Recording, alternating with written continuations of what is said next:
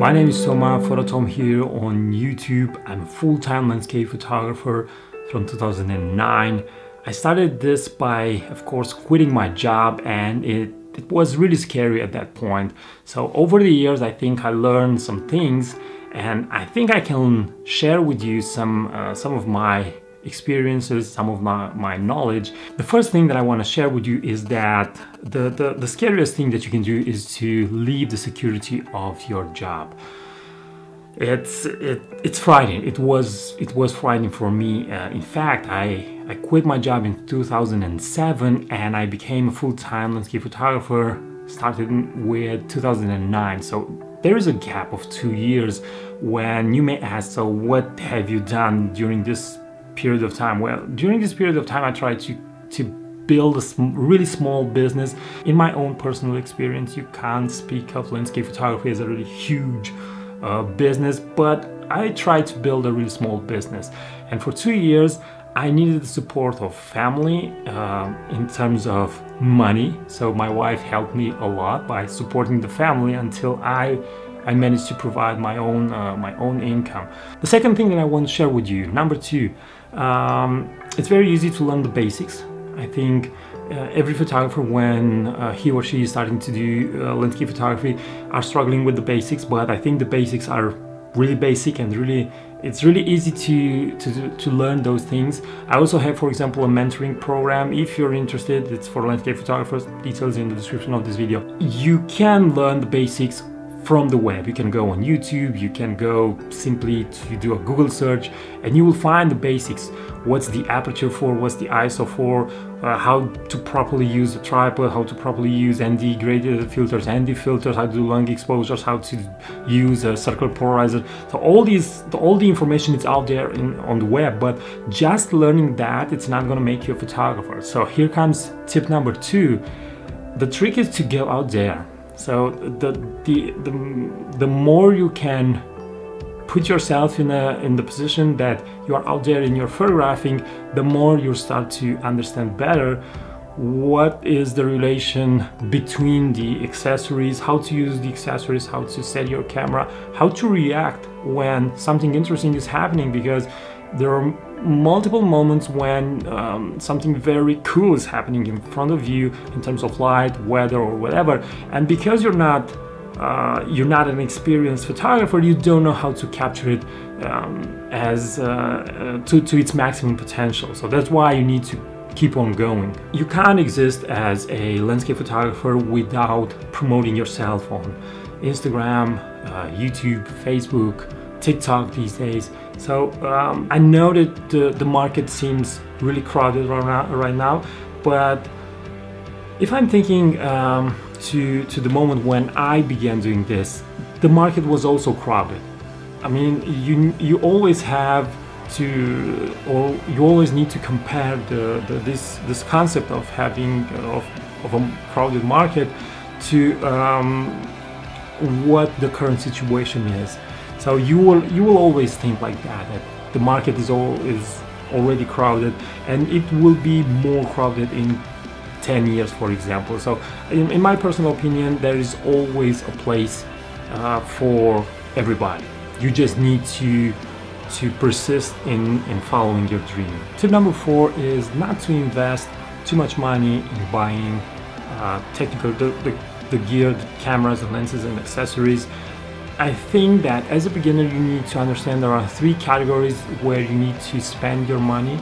You have your clothing, your outdoor clothing, you have the cameras and lenses, and then you have accessories like backpacks, filters, tripods, and so on.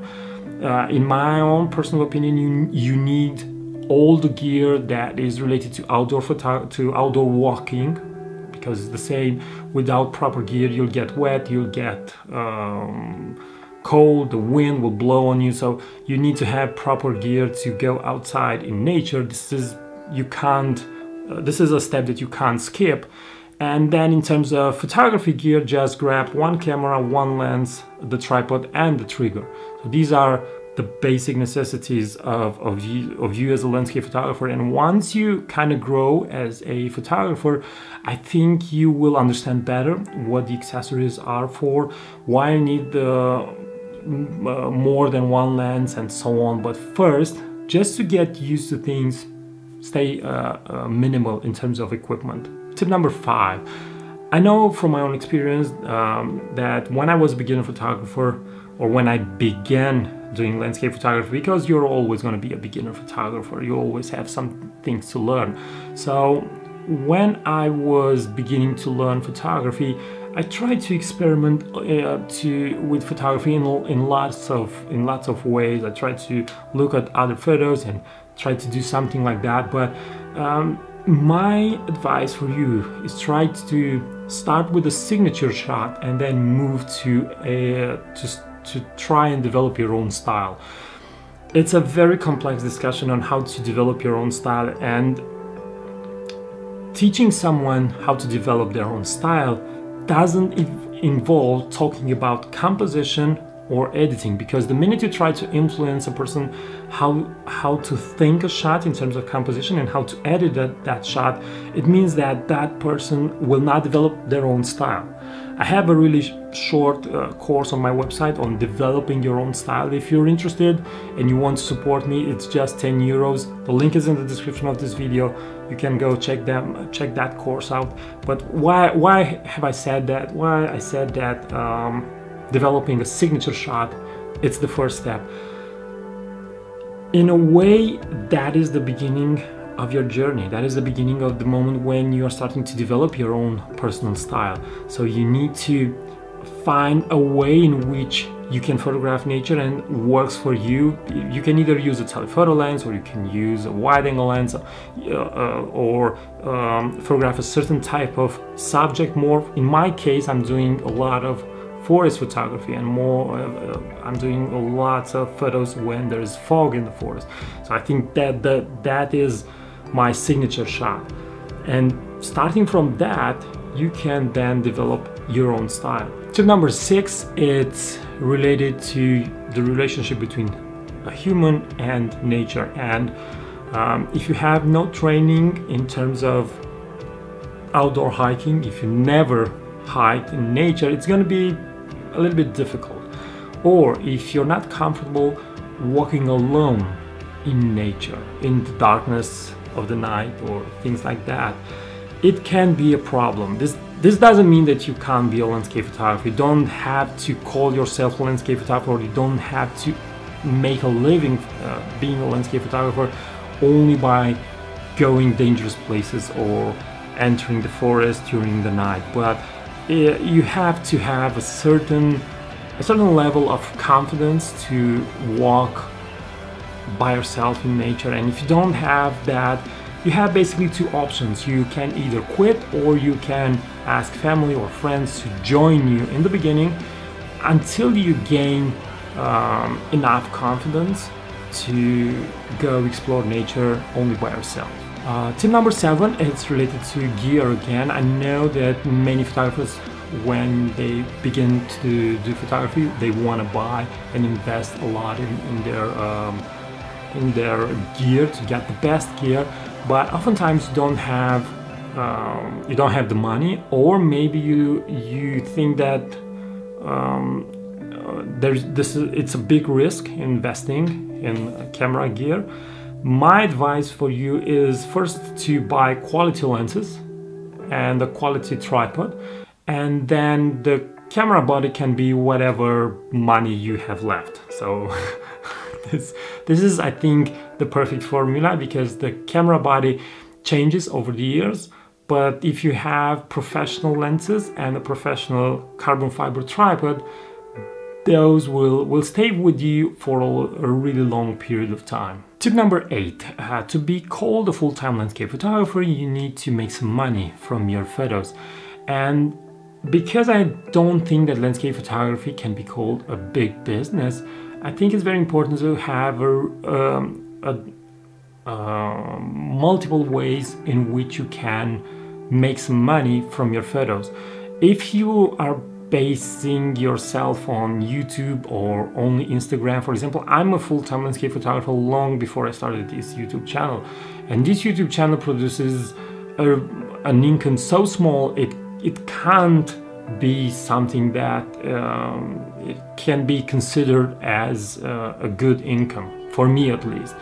But it's a good tool that I can use to let people know that I'm out there in the market, I'm doing some photos. So at least for me, I can't base my entire business only on YouTube or only on Instagram. These are just some ways in which I can make a little bit of money, but I'm trying to diversify the way I'm making money from my photos. So stock footage, even though I'm gonna make a video very soon about stock photography. I told you in previous videos that this is a good source of income. Some things happen in the meantime, and I don't think that is so secure anymore. So stock, courses, Skillshare, Udemy, Patreon. You can write an ebook on photography like I'm trying to do for several months. You can try to sell print. So you try to. I'm also having a mentoring program for landscape photographers. So I'm trying to diversify basically the way I'm making money from my work. Tip number 9, I think, is related to the best qualities a landscape photographer needs to have, and those are patience and perseverance.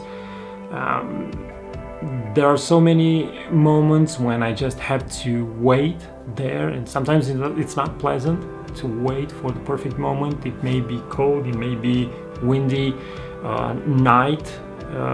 It's almost around the corner, so you are thinking, well, I'm gonna be here in the darkness. But sometimes you need to go back home, wait for several days or a week or a month, and just go back there to capture the shot. So patience and perseverance are an absolute must. Tip number 10 is related to the weather in which you are photographing. I know that landscape photography is preached to be made only or mostly during sunset or sunrise, but there are also other moments when you can do some really beautiful photos, and usually these moments are related to extreme weather, like foggy, windy, rainy, windy, snowy. So every kind of weather that ends in wee or something like that, it's gonna be a perfect weather to photograph. And finally, tip number 11, invest more in travels and experiences than in gear. Better to have a cheaper camera with you, or maybe just your phone, and do photos, just do photography, what's the point of having a really expensive camera and having no money to travel, to use that camera? I mean, there's no real motive, at least for me. Now, I'm pretty sure you all have your own experiences. It doesn't matter if you're a full-time landscape photographer, if you live only from landscape photography, or if you're doing landscape photography as a passion, as a hobby. I'm pretty sure that any one of you have some things that you can share in comments below with the community. What are your advices, your tips that you have for those that want to follow a career in landscape photography, or just do landscape photography as a hobby or a passion? So just use the comment section below. And from me, thanks for watching. Maybe you consider subscribing if you're not a subscriber. And until next time, keep on photographing, because it's the only way in which you can better. Bye.